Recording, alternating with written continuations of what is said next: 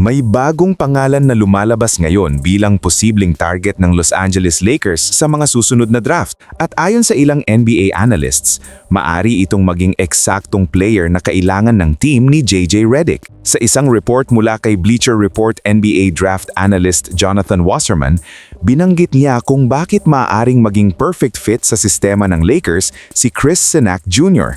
Ayon sa kanya, isa si Sinac sa mga young big men na patuloy na mag-i-improve ang shooting ability, lalo na nitong mga nakaraang buwan. At kung magpapatuloy ang development niya, posibleng maging stretch big na hinahanap ng Lakers para sa kanilang modern system. Pero bakit nga ba interesado ang Lakers sa ganitong klase ng player? At paano ito makakatulong kina Luka Doncic at Austin Reeves? Ito ang ating pag-uusapan ngayon.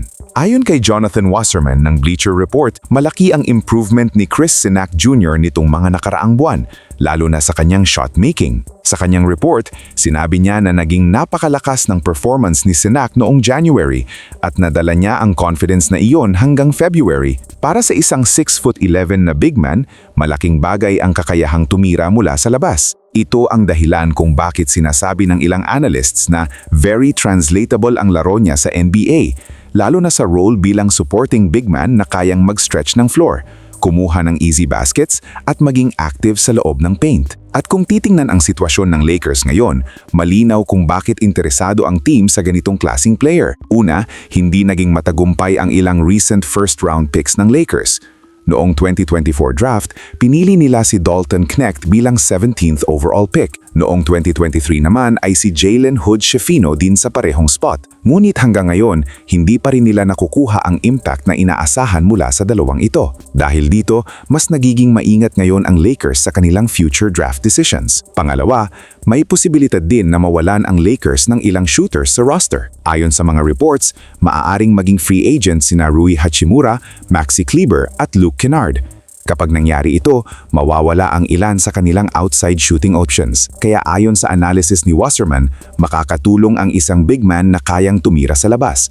Isang stretch big na kayang buksan ang spacing sa offense. At hindi lang iyon. May isa pang malaking dahilan kung bakit ito mahalaga para sa Lakers.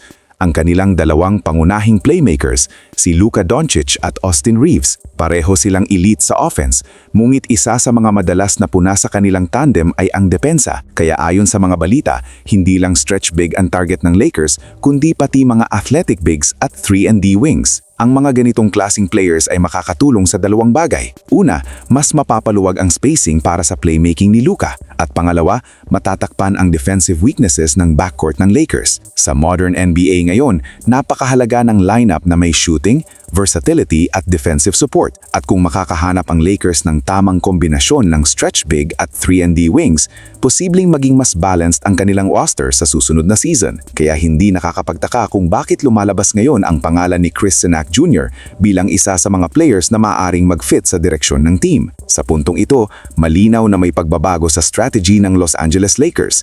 Sa halip na puro star power lang, mukhang mas nakatuon sila ngayon sa paghanap ng mga role players na swak sa sistema ni Luka Doncic at Austin Reeves, mga big na kayang tumira sa labas, mga athletic defenders at mga 3-and-D wings. At kung magpapatuloy ang development ni Chris Sinac Jr., posibleng makita natin siya bilang isa sa mga future targets ng Lakers. Pero ngayon gusto kong malaman ang opinyon ninyo. Sa tingin ninyo, bagay ba si Chris Sinac Jr. sa Lakers system?